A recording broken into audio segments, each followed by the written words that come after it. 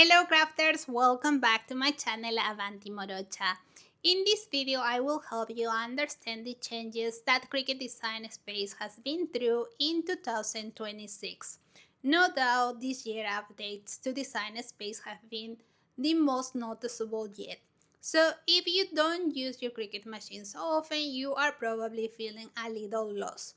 Or if you are a new Cricut user watching older tutorials created before the updates, you may wondering why you don't see the same tools and panels. In this video, I will be focusing on design space on the computer, but I will make a second video dedicated to design space on mobile devices. Now, let's begin. As you can see, I'm in design space on my computer and this is the home screen.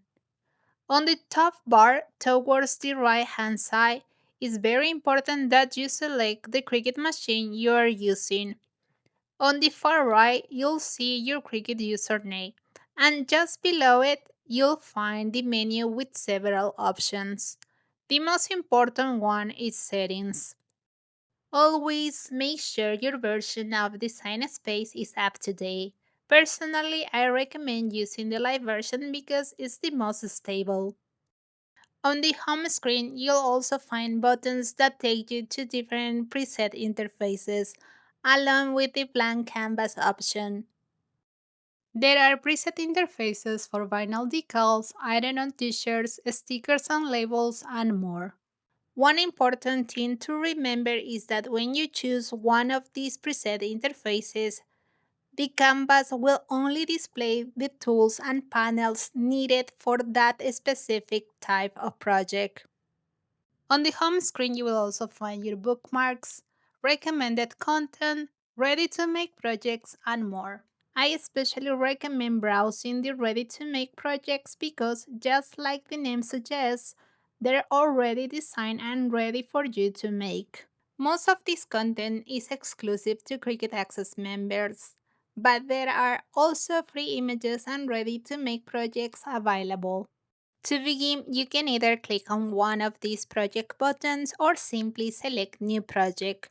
Both options take you to the same place where you can choose between the different preset interfaces or start with a blank canvas. The idea behind these interfaces is to simplify the design process by showing you only the tools you need for the type of projects you're creating. As an example, I'm going to choose a vinyl decal project. Here you can see the different kinds of projects you can make with this material. I will pick the phone case. At the top, you can select the size or enter your own custom dimensions. I'll choose the medium size.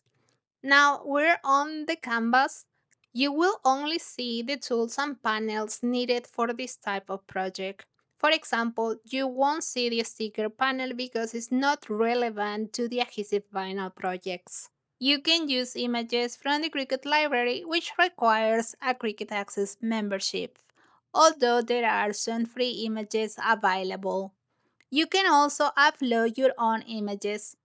Personally, when I'm not working with my own designs, I like using templates because they're specifically created for the type of project you've selected, and most of them are editable. Most templates are included with Cricut Access, although there are also some free ones. I'm going to choose this template and change the text. And I will do the same with this template and change the last name. Whenever you select an element on the canvas, the top toolbar automatically becomes active with options like size, rotate, effects, combine, and many other tools available for this project. Now I'm going to click Make. I'm not going to save this project because it's only for demonstration purposes. Choose whether you're cutting on mat or without mat. If you are using Cricut Smart Materials, you don't need a cutting mat. I'll select on mat.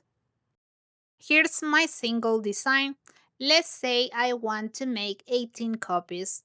I'll type 18 at the top and Design Space will automatically arrange all the pieces on the cutting mat. Click Continue. On this screen, you'll select your material. This list shows materials compatible with this type of project. If you don't see the exact material you are using, click Browse All Materials. For this example, I'll choose holographic vinyl.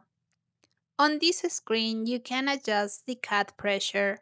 Most of the time, the default pressure works perfectly, but this can vary depending on the brand of the material you're using or the condition of your blade.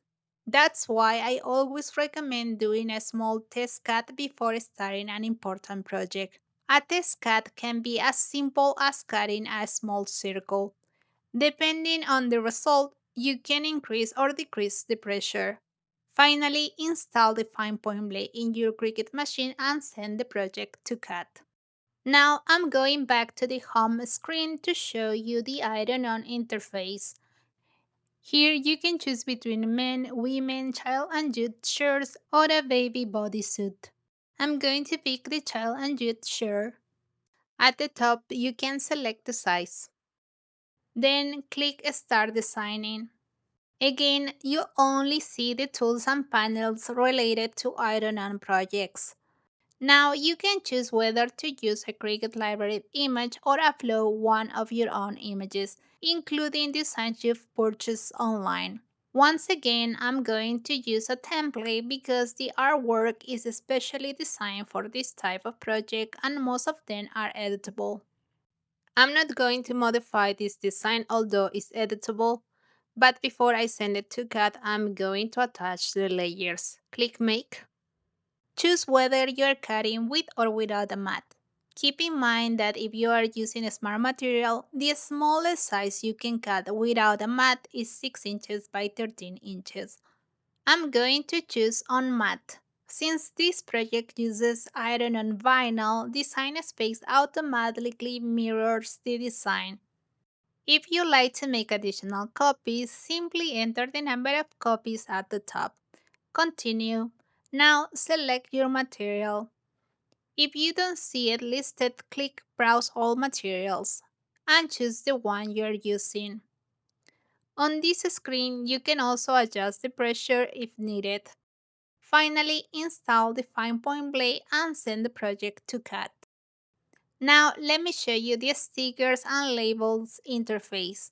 Here you can choose from several different sticker projects. I'll select decorative stickers. At the top, choose whether you're using letter size or A4 paper. Click Start Designing. You can use Cricut library images or upload your own. All of the tools and panels in this interface are essential for making stickers and labels. Any image you upload to the canvas automatically becomes a sticker. To make the sticker easier to see, I'm going to change the canvas color in the layer panel. This interface also includes a dedicated sticker menu where you can choose between KissCut and die-cut stickers and customize the appearance of your stickers. For this example, I'll use a template.